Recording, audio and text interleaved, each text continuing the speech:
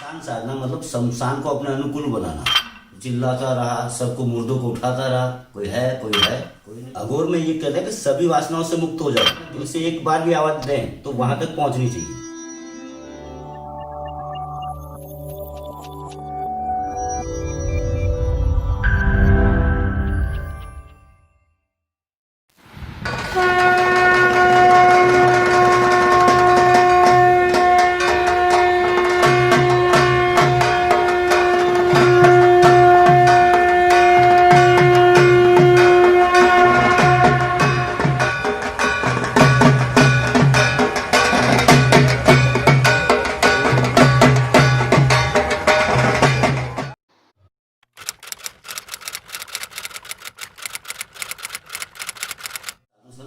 मिला सकता है। अच्छा। हाँ, तो इसी साधु संतों के चक्कर में ढूंढते ढूंढते जैसे 2-2.5 साल ऐसे बीत गए। अच्छा। तो कोई साधु संत फिर उसका आत्मा से मिलन नहीं करवाया। अच्छा। जिसके बाद में हमारे गुरुजी के पास में आए तो गुरुजी ने डायरेक्ट शमशान भेज दिया बिना मंत्र के। चले जाओ शमशान। ऐसे 7 दिन तक डेली आना जाना हुआ, अकेले, और मंत्र भी कोई नहीं, कोई सुरक्षा नहीं। 2-3 दिन डर रहा, धीरे धीरे फिर जैसे डर गायब हुआ, मैं धीरे धीरे घूमता रहा, चिल्लाता रहा, सबको मुर्दों को उठाता रहा, कोई है कोई नहीं है। तो इसके बाद में गुरुजी ने मंत्र दिया, गुरु मंत्र दिया गया और उसके द्वारा साधना करवाई गई। उस शुरुआत में 7 दिन की साधना थी, फिर 1.25 महीने की दे दी। 7 दिनों में कुछ फल मिलता है तो आगे करना है।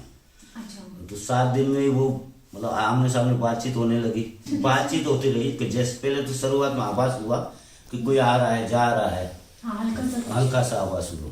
3 दिन बाद में फिर मुझे लगा कि कोई मुझसे बात करने की कोशिश कर रहा है, क्योंकि 7 दिन के बाद फिर कंप्लीट बातचीत होने लगी।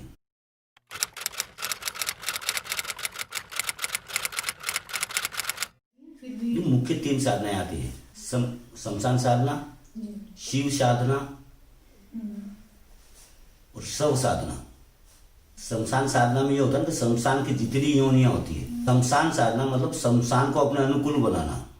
वहां जितनी भी योनियां देती है उसको सबको अपने अनुकूल बनाएंगे तभी तो साधना करने देगा। उसमें कई साल लग जाते हैं सबको कंट्रोल कर। कोई भी आत्मा को आप प्रेम से कंट्रोल नहीं कर सकते, तामसिक होना पड़ता है आपको। शमशान की, फिर शव साधना, ये शिव साधना की, उसके बाद में शव साधना। शव साधना मतलब डेड बॉडी पे बैठ के उसको जिंदा करके जो क्रियाएं होती है वो शव साधना। उसमें जिंदा आप कितनी देर के लिए करते हो? 10-15 मिनट के लिए बस। हाँ। नहीं देखो, वो कुदरती लेख होता है जिसकी मृत्यु जब लिखी होती ना, इसमें शरीर में बुला के शव साधना से क्या किया जाता है। कुछ ऐसे राज होते हैं जो घर वाला जानना चाहते हैं जी। घर वाले जानना चाहते हैं, पर वो बताने से पहले उसकी मृत्यु हो चुकी है। तो शव साधना से उसको कुछ पल में जीवित किया जाता है, कुछ पल के लिए, जो कुछ उससे जानना है, जानकारी लेने के लिए। परमानेंट आप जिंदा नहीं कर सकते हो, वो तो भगवान का काम है।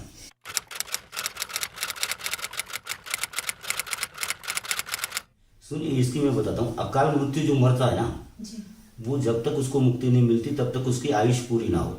देखो, अकाल मृत्यु आप किसी को नहीं बोल सकते, क्योंकि उसकी मृत्यु होती है काल के, उसके जो कर्मों के अधीन। वो कितने भी अच्छे कर्म कर ले, पर कुछ ऐसी गलती होती है कि उसको अकाल मृत्यु होती है, उसकी एक्सीडेंट में मारा जाता है या अचानक कुछ हार्ट अटैक वगैरह आता है।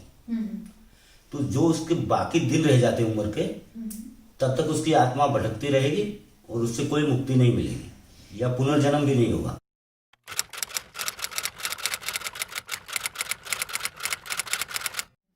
मुक्ति अघोर में तो मोक्ष नहीं मानते हैं। मोक्ष यानी जीवन मरण के चक्कर से बच जाना, मुक्ति वही है। पर ऐसा आज तक तो हुआ नहीं, और जितनों को मुक्ति मिली किसी ने बताया भी नहीं कि होती भी है या नहीं होती है। तो जो शास्त्रों में लिखा गया ना कि मोक्ष पाने के लिए करते हैं, तो कुछ पाने के लिए कुछ करना तो व्यापार हो गया। तो वो भी एक लालसा है ना कि आप इस लालसा से भक्ति कर रहे हो। जब कुछ लालसा से करोगे तो भक्ति कहाँ से पूर्ण हुई। अघोर में इसको उल्टा समझते हैं, आप जीते जी सभी वासनाओं से मुक्त हो जाओ, इससे बढ़कर कोई मुक्ति नहीं है।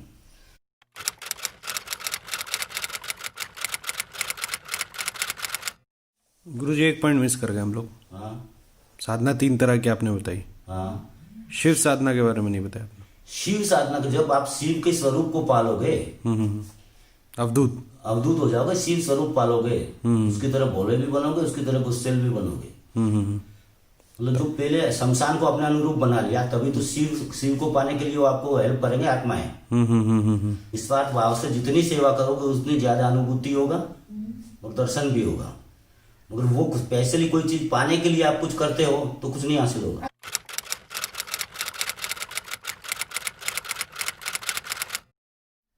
अघोर में ये कहते हैं कि सभी वासनाओं से मुक्त हो जाओ, मतलब कुछ पाना करना ये सब छोड़ दो।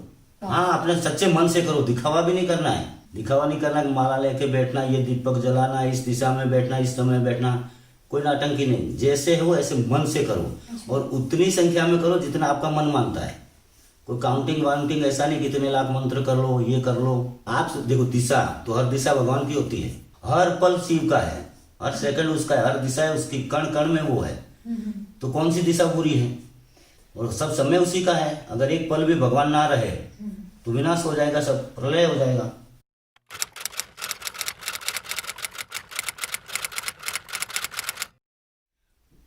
देखो वो मैं नहीं बता सकता, वो मेरी पर्सनल प्रॉपर्टी है। गुरु साधना है, गुरु के दी हुई जितनी साधना है, दी हुई साधना है, और किस में क्या पाया वो सब मेरा बैलेंस है, बैंक बैलेंस है। तो आप अपना बैंक बैलेंस किसी को दिखा नहीं सकते, तो मैं क्यों दिखाऊं?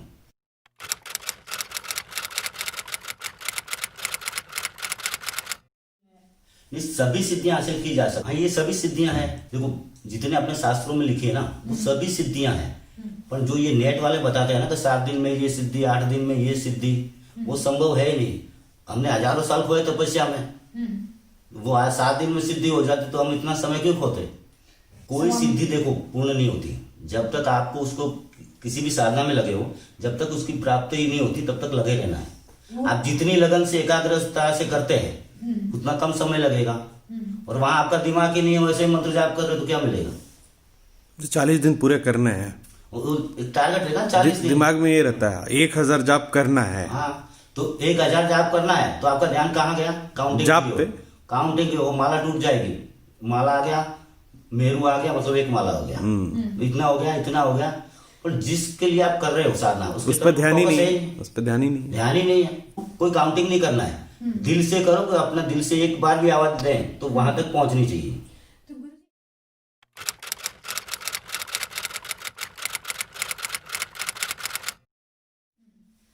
खाना पीना सब है, पर अघोर का एक नियम है, किसी भी चीज में फर्क नहीं करते हो।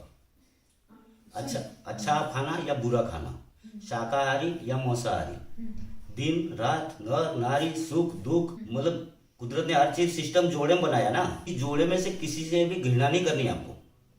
तो अच्छा मिले तो अच्छा खाना है, बुरा मिले तो बुरा खाना है। और दूसरा क्या, आप शमशान में रहोगे तो शमशान में क्या अच्छा खाना मिलेगा आपको? तो वहां पत्थर को भी खा सकते हैं, हड्डियां चबा सकते। और शमशान में रहने का मतलब क्या होता है? शमशान से बड़ा हवन कुंड नहीं है, जहाँ पंच तत्वों में विलीन हो जाते हैं, तो उससे बड़ा हवन कुंड कौन सा है? तो वहां रह के साधना करना। और दूसरा उसका रीजन है कि वहां शमशान में ना कभी कभार इंसान आएगा किसी को जलाने के लिए, और रात में तो बिल्कुल नहीं आएगा। तो रात्रि का समय और शमशान का स्थान इसीलिए चुना गया कि साधना में एकांत बना रहे।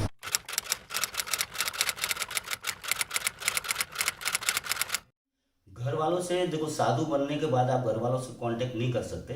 हाँ, एक शुरुआत की जो साल भर के बाद में आपको एक भिक्षा माँ के या बहन से आपसे लेनी पड़ती है, तब भी आप घर में एंटर नहीं हो सकते। घर के दरवाजे तक जाओ, अलग जगाओ, भिक्षा लो और वापस तुरंत। अकेले नहीं मिल सकते वो।